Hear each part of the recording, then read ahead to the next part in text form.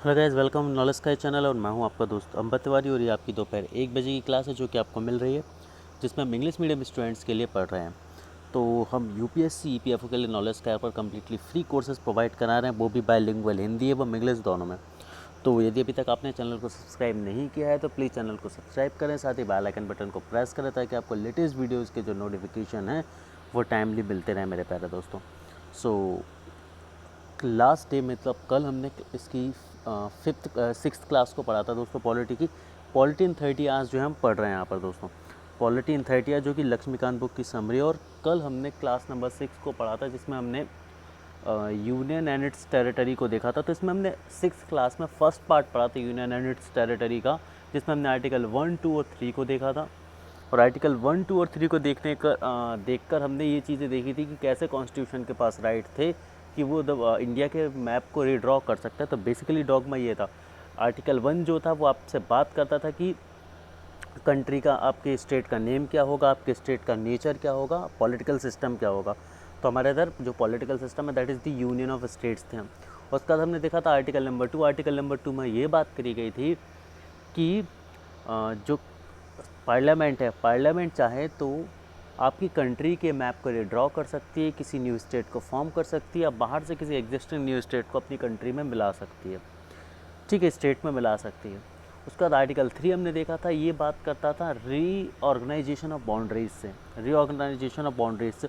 और उसके चलते हमने बीरूवारी केस को पढ़ा था, है ना, कॉन्स्टिट्यूशनल अमेंडमेंट 9 के थ्रू, जिसको पाकिस्तान को हमने दिया था। उसके बाद हमने कॉन्स्टिट्यूशनल अमेंडमेंट 100 पढ़ा था, जिसमें हमने देखा था कि हमने ट्रांसफ़र्स किए थे अपने प्रोविंसेस को, हमने कुछ अपने पोर्ट पार्ट जो थे वो बांग्लादेश को दिए थे, 111 पार्ट, और बांग्लादेश से हमने 51 जो पार्ट्स थे वो हमने लिए थे। तो that was the transfer policy between these two in the 100th amendment. तो चलिए दोस्तों, आइए हम हमारी आज की क्लास नंबर 7 को स्टार्ट करते हैं और आगे की चीज़ों को कंटिन्यू करते हैं। और ये पार्ट 2 है आपका यूनियन एंड इट्स टेरिटरी का। तो यहाँ पर हम देखते हैं कि unification of India and emergence of state को हम समझते हैं, तो काफ़ी इंपॉर्टेंट है। हम सभी ने देखा था कि एमरजेंस ऑफ स्टेट हुआ था, मतलब जब 1947 में कंट्री को इंडिपेंडेंस मिली, हम जो इंडिया की इंडिपेंडेंट कंट्री बनी, तो उस समय हालात कुछ ज़्यादा अच्छे नहीं थे, है ना। जो ब्रिटिशर्स हमें छोड़ के गए थे वो काफ़ी ख़राब पोजीशन में हमें छोड़ के गए थे। फर्स्ट ऑफ ऑल तो ये था कि उन्होंने कंट्री को 2 पार्ट में डिवाइड कर दिया था, है ना, इंडिया एंड पाकिस्तान, है ना। Muslim majority portion became Pakistan and the Hindu majority portion became Hindustan. So that's what had happened in early 1947। अब जब इंडिया को इंडिपेंडेंट मिल गई और हम इंडियन कंट्री बन गए, तो उस समय भी बहुत सारी इंडिया के अंदर भी बहुत सारी प्रॉब्लम्स थी। प्रॉब्लम्स तो बहुत सारी थी, लेकिन सबसे पहले ये चीज़ थी कि इंडिया को एक यूनाइटेड कंट्री बनाया जाए पहले, बिकॉज बहुत सारी ऐसी थी जो प्रिंसली स्टेट्स थी, कुछ ब्रिटिश प्रोविंसेस थे। तो ये जो पूरे पार्ट्स में ब्रेक हो रखा था इंडिया को, उसको पहले यूनिफाइड करना बहुत ज़्यादा ज़रूरी था, यूनाइटेड करना बहुत ज़्यादा ज़रूरी था। और यहाँ पर बात आती है द ग्रेट सरदार वल्लभ भाई पटेल की, जिन्होंने इंडिया को यूनाइट किया और एक जो कंट्री है, एक जिसे हम बोलते हैं इंटीग्रेटेड इंडिया को फॉर्म किया इन्होंने। तो वही हम पढ़ने वाले हैं बेसिकली आज की क्लास में। तो सबसे पहले हम बात करते हैं कि इंटीग्रेशन ऑफ प्रिंसली स्टेट्स क्या था। तो देखिए वहाँ जब इंडिया 1947 की अपन बात करें तो दो तरह की स्टेट या प्रोविंसेस थे। पहले ब्रिटिश प्रोविंसेस, मतलब जब ब्रिटिश रूल चल रहा था तो वो प्रोविंसेस जो डायरेक्टली ब्रिटिश गवर्नमेंट के अंदर थे, है ना, जहाँ पर ब्रिटिश रूल डायरेक्टली चल रहा था, those were the British provinces. और कुछ ऐसे भी थे जिन्होंने क्या किया था कि ब्रिटिशर्स के साथ मिल गए थे, तो वहाँ पर उनकी जो प्रिंसली स्टेट्स का स्टेटस था वो तो बना हुआ था, but still indirectly they were under the British rule. तो प्रिंसली स्टेट्स थे जहाँ पर अभी भी जो प्रिंसेस थे वो अपना एग्जिस्टेंस बनाए हुए थे। तो फिर आप पहुँचते कि 1947 के बाद की कंडीशन क्या थी। तो जैसे कि मैंने आपको बताया कि इंडिया और पाकिस्तान 2 नए कंट्री बन गए थे, है ना। हिंदी मेजॉरिटी हिंदुस्तान मिला था, मुस्लिम मेजॉरिटी एरिया पाकिस्तान मिला था, ठीक है। सो अब यहाँ पर हम बात करते कुछ चीज़ों की। जो प्रिंसली स्टेट्स थे उनके बाद 2 ऑप्शन आए 1947 के बाद। अब 2 कंट्रीज़ बन गई थी, तो either they could go to Pakistan, they could live in India, और दे कुड बी इंडिपेंडेंट। तो these were the 3 portion in front of them. तो हुआ क्या चीज़ें, तो जब हम बात करें 1947 की, तो टोटल 552 जो थे वो प्रिंसली स्टेट्स थे, ठीक है, जिसमें से 549 इंडिया में रहे, बाकी के जो 3 प्रिंसली स्टेट्स थे वो कहाँ पर चले गए, पाकिस्तान चले गए, ठीक है। मतलब सॉरी, यहाँ पर अभी पाकिस्तान नहीं गए हैं। 552 टोटल प्रिंसली स्टेट्स थे इंडिया में, जिसमें से 549 तो डायरेक्टली इंडिया में आ गए, लेकिन बचे हुए 3 हैदराबाद, जूनागढ़ और कश्मीर, इन तीनों ने रिफ्यूज़ कर दिया इंडिया को ज्वाइन करने से। तो 549 ये 3 प्लस और +3 ये, तो टोटल 552 हो गए। तो इन तीनों ने इंडिया में आने से क्या कर दिया, रिफ्यूज़ कर दिया। तो अब इंडिया में आने को रिफ्यूज़ कर दिया, तो फिर सरदार वल्लभ भाई पटेल ने यहाँ पर कुछ एक्शंस लिए, ठीक है, गवर्नमेंट ऑफ इंडिया ने कुछ एक्शंस लिए, जिसमें हैदराबाद को हमने पुलिस प्रोसीडिंग से मिला लिया कंट्री में अपने, क्लियर। उसके बाद जूनागढ़ जो था वो ओपिनियन पोल के, मतलब वहाँ के जो लोकल रेसिडेंट थे उन्होंने ओपिनियन पोल के थ्रू इंडिया में आना जो है खुद से एक्सेप्ट किया। They wanted to come in India and that is why Junagadh came in India and it become an integral part of India. और उसके बाद हम कश्मीर की बात करें तो कश्मीर में एक मर्जर लेटर साइन हुआ था। मर्जर लेटर के बाद कश्मीर को स्पेशल स्टेट का जो था एक स्पेशल स्टेट का स्टेटस मिला था। उसके बाद उसका अपना एक फ्लैग था, अपना एक कॉन्स्टिट्यूशन है, दे हैव, है ना। तो यहाँ पर इस तरह से इन तीनों को क्या कर लिया गया था, इंडिया में मर्ज कर लिया गया था and they became the integral part of our country, ठीक है, they became the integral part of our country. और एक नया क्लॉज हमारे कॉन्स्टिट्यूशन में जोड़ा गया था, दैट वाज द 370। और इस 370 क्लॉज के साथ, आर्टिकल के साथ कश्मीर को इंडिया में मिलाया गया था। ये उस समय की बात है।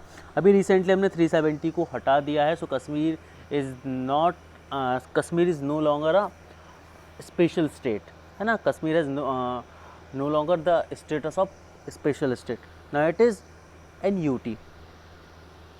आगे हम बात करते हैं।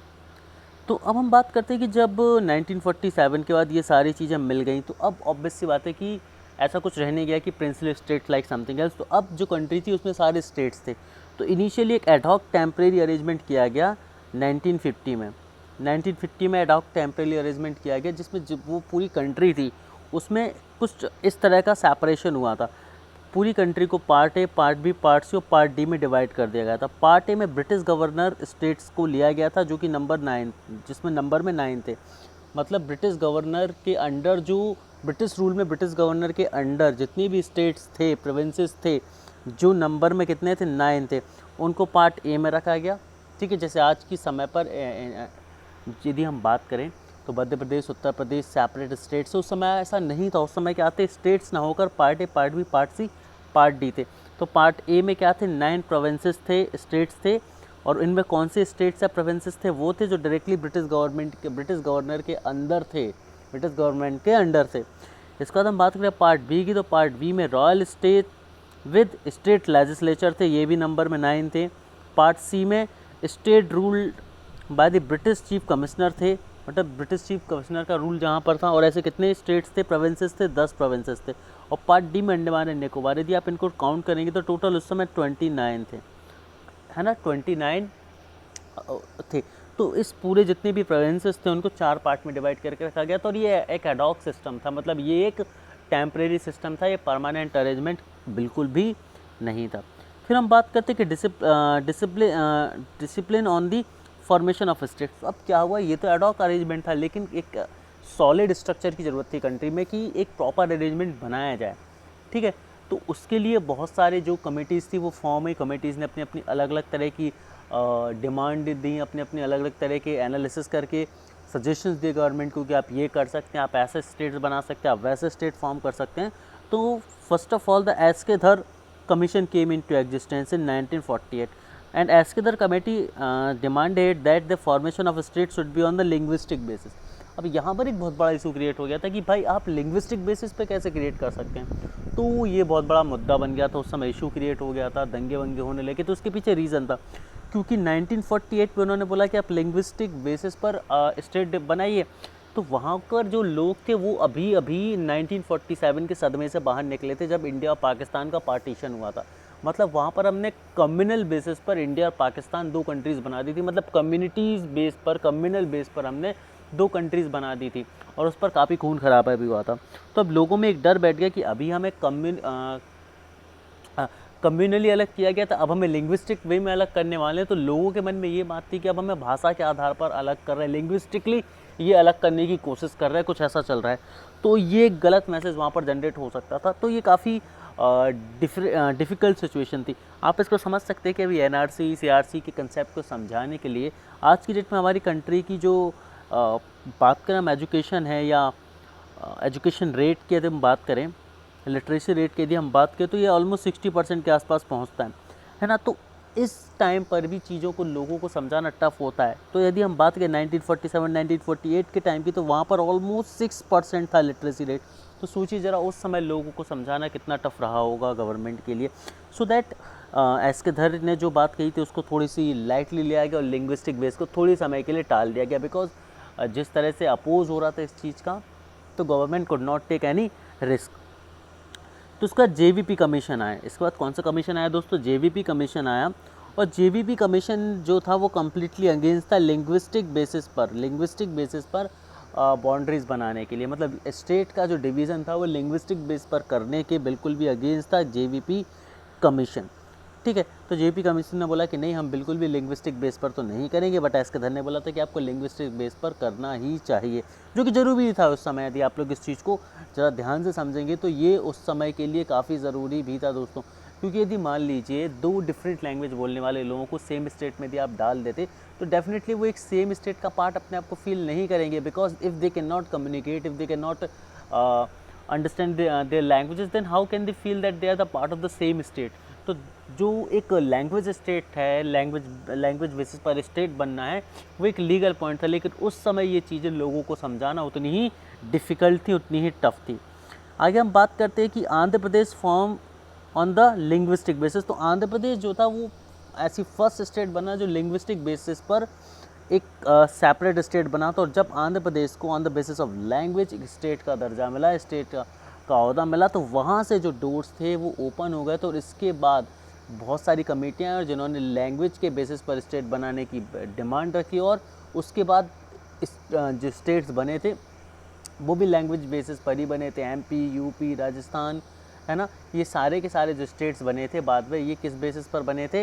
ये बने थे आपके लैंग्वेज बेसिस पर ही बने थे। तो आंध्र प्रदेश जो है वो फॉर्म हुआ था लैंग्वेज बेस पर, आपको ये याद रखना था, है ना। और Andhra Pradesh became the first state to be form on the linguistic basis. तो ये एक इम्पॉर्टेंट फैक्ट है जो आप सभी को याद रखना होगा। और यहाँ पर पोट्टी श्री रमलू जी था, इनका काफ़ी सारा कंट्रीब्यूशन रहा था आंध्र प्रदेश को एक सेपरेट स्टेट बनाने में on the basis of language, है ना। जो तेलुगु स्पीकिंग पीपल थे, तेलुगु स्पीकिंग पीपल की मेजॉरिटी थी, उनके लिए एक अलग से सेपरेट स्टेट की इन्होंने मांग की, and he won the game and Andhra Pradesh came into existence on the linguistic basis. Telugu speaking majority persons का ये एक स्टेट बना था उस समय गाइस। फिर बात आती है फजल अली कमीशन की। फजल अली कमीशन केम इनटू 1953 और फजल अली कमीशन ने यहाँ पर बात रखा कि अब हमें कंट्री में ब्रॉडली जो है लिंग्विस्टिक बेसिस पर जो है स्टेट बनाने होंगे। और फजल अली कमीशन की रिकमेंडेशंस के बाद ही, सजेशंस के बाद ही, फजल अली की रिकमेंडेशंस के बाद ही 1953 के बाद जो है एक कमेटी और बनी, और उसके बाद लिंग्विस्टिक बेसिस पर जो है स्टेट्स को बनाने का काम शुरू हुआ था। और यदि हम बात करें फजल अली कमीशन की, तो फजल अली कमीशन हेडेड बाय फजल अली। इसके दो और मेंबर थे इंपॉर्टेंट, आपको याद रखने होंगे। First one was the KM. Panicker and the other one was H.N.. कुंदरू। इन दोनों के बारे में आपको याद रखना होगा। उन्होंने स्ट्रांगली रिकमेंड करा था स्टेट्स बनाना लिंग्विस्टिक बेसिस पर, स्ट्रांगली रिकमेंड किया था इन्होंने। आगे हम बात करते हैं India as per the first article of the constitution. ठीक है, तो कॉन्स्टिट्यूशन, अब यहाँ पर दोस्तों ये तो थे फजल अली कमीशन तक हमारी बात खत्म होगी। तो यहाँ पर आपका जो पार्ट 2 है, मतलब कम्प्लीटली हमने यहाँ पर यूनियन एंड इट्स टेरिटरी को ख़त्म कर लिया है। अब हम कुछ क्वेश्चंस की बात कर लेते हैं। So here is the very first question that India as per the first article of constitution. तो जो हमारा फर्स्ट आर्टिकल है उसके according which of the statement is correct? India is group of state, India is union of state, federation of state, या none of the above. तो हम सभी को पता है, काफ़ी आसान सा क्वेश्चन है, that India is the union of state and America is the group of state. So remember that India is the union of state. और ये लाइन क्लियरली आपके फर्स्ट आर्टिकल में लिखी हुई है। आई होप दोस्तों आपको यहाँ तक सारी चीज़ें समझ आ गई होंगी कि कैसे आज प्रेजेंट जो आप स्टेट समझते हैं, एमपी, यूपी, राजस्थान, पंजाब, हरियाणा, ये सभी लैंग्वेज बेसिस पर बनी हुई स्टेट्स हैं। ठीक है, लेकिन लैंग्वेज बेसिस के इस डिसीजन तक पहुंचने के लिए 1947 के बाद बहुत सारे हर्डल्स थे, बैरियर्स थे, जिनको गवर्नमेंट को क्रॉस करना पड़ा था, and then they became capable of doing this particular thing. आगे हम बात करते हैं अगले क्वेश्चन की, that which of the following is not a feature of Indian union system, है ना। तो which of the following is not a feature of Indian union system, तो the very first is that India has the independent judiciary, तो बिल्कुल ये India union system का feature है। Second, there is a clear division of power between the centre and state, yes it is. हमने हमारे पास एक union list है, एक सेंट्रल लिस्ट और एक कॉन्करेंट लिस्ट है, तो उसके थ्रू हमने पार्ट्स को बिल्कुल सेपरेटली बहुत अच्छे तरीके से डिवाइड किया हुआ है। Next, the union is the result of consensus among the state. अब दोस्तों यहाँ पर ये जो चीज़ है ये गलत है। हमारे इधर जो स्टेट है वो किसी कंसेंसस या किसी एग्रीमेंट के साथ नहीं बने हैं, जैसे ऑस्ट्रेलिया अमेरिका में है कि जो स्टेट्स है इसीलिए उसको स्टेट ग्रुप ऑफ स्टेट बोला जाता है, क्योंकि जितनी भी स्टेट हैं वो एक एग्रीमेंट को साइन करके जुड़े हुए हैं, वो सभी के सभी। They are not the integrated country, they are connected state on a agreement. तो इंडिया में ऐसा नहीं है, तो ये जो पॉइंट है आपका ये गलत है, थर्ड वाला। आगे हम बात करते हैं, according to the Indian constitution who has the power to change the boundaries of the state. तो again it is an important and easy question, that Parliament, only the Parliament has the power to redraw the map of India, and article number 2 and article number 3 provides the power to the Parliament to redraw the map of India. आगे हम बात करते हैं next question की, which of the following statement is not true about the creation of new state। तो new state create करने के लिए इनमें से कौन सी लाइन जो है वो सही नहीं है। First, parliament can by law create a new state, बिल्कुल आर्टिकल 2 पार्लियामेंट को पावर देता है कि by law it can create a new state. कौन देता है पावर? आर्टिकल नंबर 2 देता है। यहाँ पर बात करें, this type of law will have a provision for amendment of first and fourth schedule of the constitution, बिल्कुल फर्स्ट एंड फोर्थ शेड्यूल के थ्रू इसको अमेंडमेंट किया जाएगा। फोर्थ ऑप्शन है, thus the amendment under the article 368 of the constitution shall be deemed as chain. तो बिल्कुल ये गलत है भाई, कि हमने पढ़ा था कि 368 के अंदर इसको अमेंडमेंट कंसीडर नहीं किया जाएगा। So the third option is not correct in forming the new state. आगे हम बात करते हैं, which statement is correct as per the 9th constitutional amendment. तो आपका जो 9th कॉन्स्टिट्यूशनल अमेंडमेंट हुआ था उसके बिहाफ पर कौन सी लाइन जो सही है। 9th कॉन्स्टिट्यूशनल अमेंडमेंट हम सभी ने पढ़ा था कि क्या था, ठीक है। तो parliament can give any state of India to another state, बिल्कुल दे सकती है। 9th अमेंडमेंट एक्ट यही हुआ था। उसके बाद अपने बीरूबारी वाला जो पोर्शन था वो किसको दे दिया था? पाकिस्तान को दे दिया गया था। तो first option is correct. Parliament can transfer Indian state with state of other country, ठीक है, तो ये भी हो सकता है। So that the both of the above statements are correct. Now next question, state the correct statement for the given statement. यहाँ पर कुछ स्टेटमेंट दिए हुए हैं 1 2 3 4, सो आपको बताना है कि कौन सा इसमें सही है। फर्स्ट, तो इस क्वेश्चन को दोस्तों मैं आप सभी के लिए छोड़ता हूँ, स्क्रीनशॉट लीजिए और इसका आंसर मुझे कमेंट सेक्शन में दीजिएगा लाइव चैट के थ्रू, वहीं पर मैं आपको इस क्वेश्चन का आंसर भी करता हूँ। तो thank you guys for watching, और आप हमारे साथ इसी तरह बने रहिए। डेफिनेटली हम आपको यूपीएससी के लिए हिंदी मीडियम हो चाहे इंग्लिश मीडियम हो, गुड क्वालिटी कंटेंट प्रोवाइड कराते रहेंगे। Thank you.